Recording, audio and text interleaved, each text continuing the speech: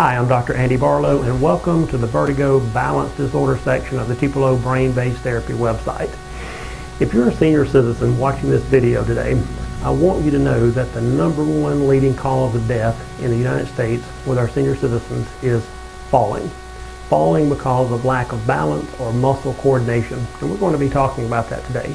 Also, this is going to be more of a skimming across the surface version of balance disorder, because if you want more information, I'm going to recommend that you click on the Contact Us button at the top of the website. Call our clinic and we'll mail you out a free 45-minute DVD, and we'll explain how brain-based therapy can help change your life. We also have video testimonials, so if you order that, I know you'll really enjoy it. Now, the three main players that we're going to be talking about today with balance disorder and vertigo, #1 is going to be our cerebellum. Now, our cerebellum is in the back part of our brain. Our cerebellum controls and coordinates movement, it controls and coordinates thought processes, and it controls our balance. Now, the cerebellum here, cerebellum fires the brain, brain fires the lower brain stem, and then also the cerebellum fires the lower brain stem. Well, what does that mean to you?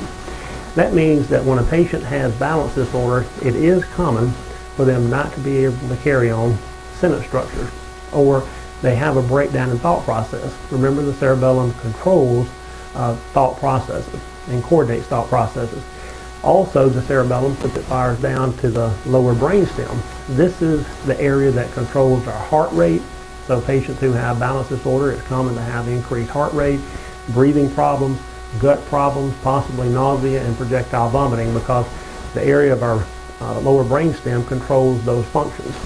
So cerebellum is a huge player in balance disorder.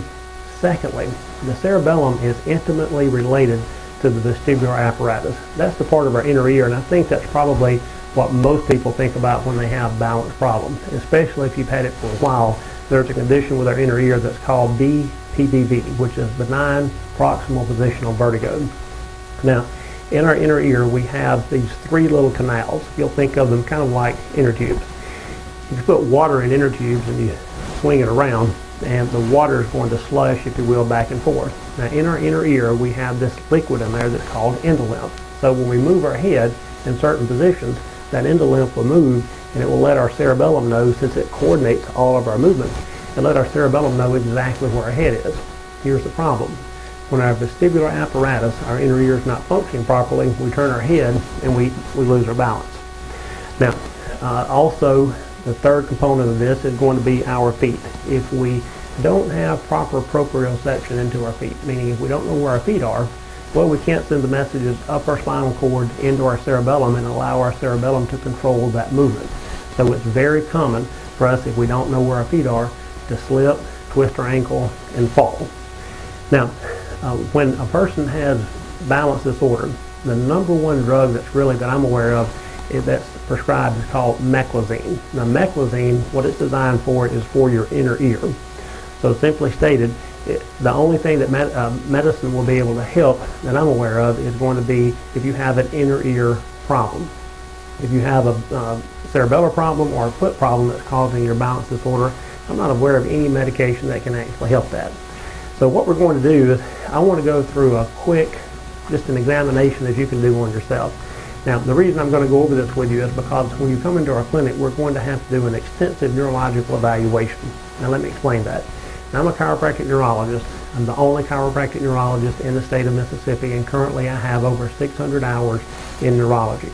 Now, when it comes to, if you will, mainstream medicine, most people are aware of the fact that we have general practitioners and we have specialists, like in neurology. In chiropractic today, we actually have general practitioners that specialize in neck pain and back problems, and we also have specialty doctors, such as myself, that specialize in neurology. And I happen to be a chiropractic neurologist, and I'm a specialist in functional neurology. So here's a few little tips that you can do, and some things you can do at home to see if you're having a cerebellar problem, inner ear problem, or a foot problem that's causing your balance disorder. Now, the first thing we need to do is your spouse needs to be present. I would recommend that you stand by the bed, and we can just stand there, and I want you to close your eyes. That's the reason I need to have your spouse in front of you, so if you fall forward, at least they can catch you. If you fall back, you can just fall on the bed, if you will. So if we close our eyes and we're like, oh, what just happened? if you lose your orientation in space, we have a balance problem. Now the second thing that we can do is put our feet together. And if that makes it worse, then we have a balance problem that could be related to our cerebellum. Also, you can sit in a chair, and I recommend that you close your eyes, put your hands out, and I want you to put your little finger right on your nose, just like this. And if we start to miss, okay, or we start to have this thing that's called breakdown or terminal tremors, that means that we're having a cerebellar problem that's causing your balance disorder. Another thing that we can do, I call it piano play, and it's a simple little procedure in which you can move your fingers like this, and if we have a person who's kind of doing like this hand's doing this, then we're going to have a problem with this cerebellum on this side. Remember, our cerebellum controls our coordinated movement, so if we're not very coordinated, our cerebellum's not working very well.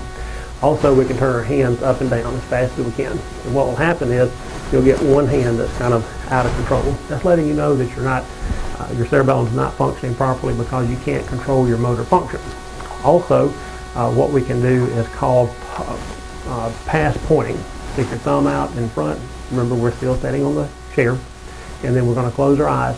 And we should be able to put our thumb right on top of each other. And what will happen is if we start searching for it, well, we don't have very good coordinated movement and know where our body parts are.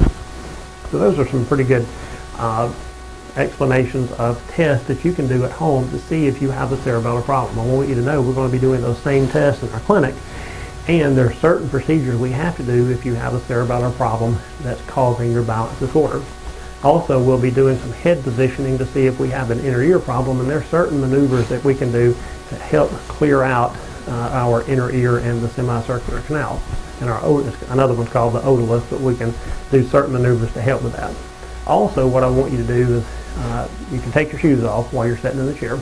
I want you to close your eyes, and your spouse, we're going to act like this is your big toe, and your spouse is actually going to grab your big toe on the side with your eyes closed.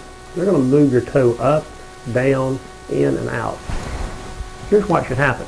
If you've got proper sensory input from your feet up to your spinal cord and your cerebellum, and you can feel that in your brain, then we're doing pretty good. But we should only have to move this just about a millimeter, and we can tell whether we're moving our toe up, down, in, or out.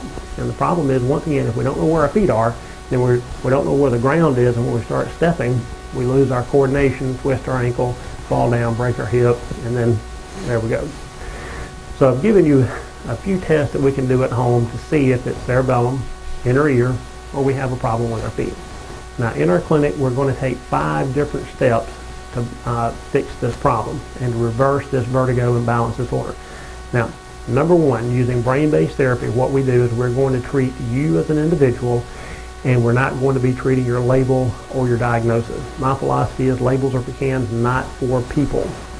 Number 2 is that your brain controls every single function in your body.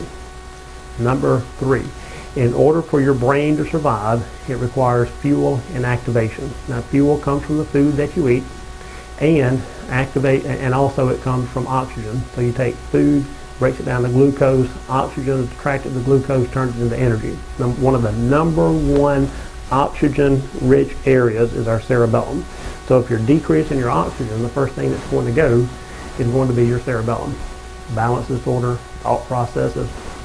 Now also we have to do a comprehensive neurological evaluation because we have to do proper therapies and lifestyle changes. And now in order for me to do proper therapy, do I need to stimulate the cerebellum, the vestibular apparatus? Do we need to work on our feet?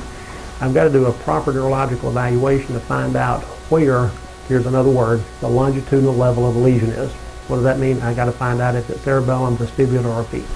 Now, also we're going to have to change our lifestyle, meaning we're going to have to eat better, and we're going to be giving you exercises to do at home. Okay? So this is that you're entering into a 50-50 relationship. The last component of this therapy is going to be metabolic testing. With most of our patients, we have to do metabolic testing, which means we need to do blood work to find out what areas we're strong in and what areas we're deficient in.